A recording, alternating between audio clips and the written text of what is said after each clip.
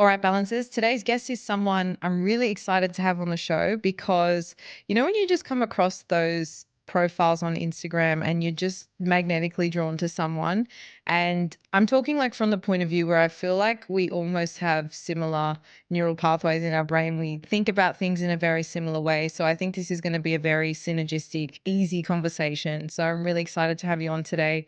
Our guest is the CEO of Speaker by Nimi Mehta. She's a TV and radio presenter, an MC, a podcast host, a speaker, a public speaking mentor. What don't you do? It's the beautiful Nimi Mehta on the podcast today. Welcome to the show.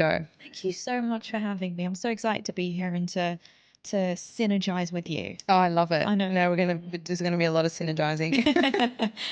I think one of the first things that I was really interested in was your journey from, and I think this is something a lot of people resonate with, that feeling of completing your degree. So you studied journalism and getting your first job, which you have described as being your dream job at the time, and just that first year experience and what happened directly after, because I think that's important context to understand kind of where you've come to now. Yeah, that's a great first question. So, I mean, just to set the scene, I guess for people, did journalism at university, came straight out at the age of 21 and got the job to be an MTV presenter.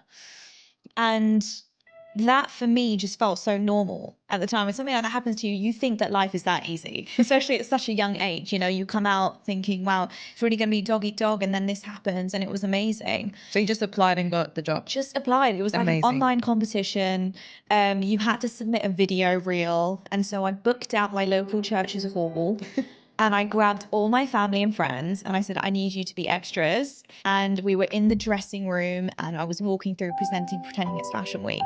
And I had like my sister getting her hair done by her friend and, people throwing clothes around. I love the effort. It's still on YouTube to this day, just because it's so iconic for me. I'm like, I really produced, directed and presented. That's amazing. And so that is what got me the gig. But it was just what followed after, and I think that we all have these dreams and these goalposts, so to say. And I really thought at that age that you have one goalpost, you get to that goalpost, and then it's over. Life's done. Life's done, like signed, sealed, delivered, like it's over, in a really good way. That I'm just going to be plain sailing after this.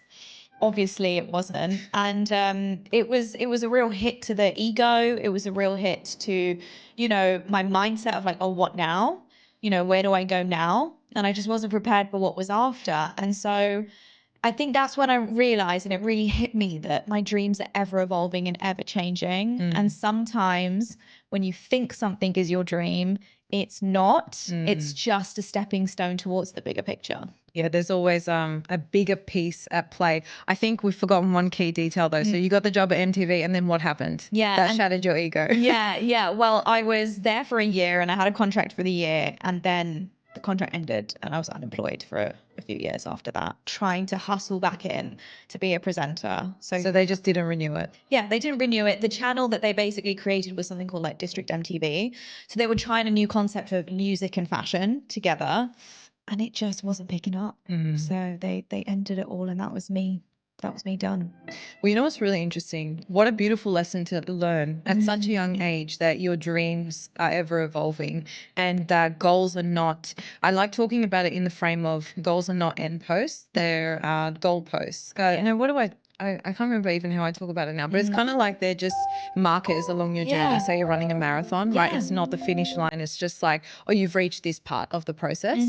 And the reason I think this is so important to really embrace is because it helps you enjoy the process, which is something I really struggle with, that patience piece when not much is happening or things are happening, but they're happening in a different way to what you think. You actually zoom out and you remember you're just in that middle part of between those checkpoints. And when you really zoom out all the way, you realize that's actually what life is. Yeah. It's not about, I had a similar experience where I thought that achieving this goal, getting this job would, reaching this point was going to feel a certain way. And it felt great, but then it was over and it was like, okay, now what's the next part of life? So I think it's good to have had that reframe at such a young age where you're like, okay, my goals are actually just markers of what's next. Yeah, and the thing is, no one teaches us this.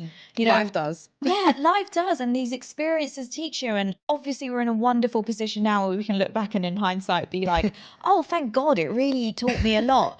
For some people, I know it can go the other way. I just think that, as we take on these experiences, I think we need to know that we are never ever the finished product. And I think that's what I was always chasing as a young individual who wanted to be a TV presenter. I want to be Jamila Jamil, or I want to be Davina McCall on the TV. And that was what I had my eyes set on. And I was like, they had their own journey.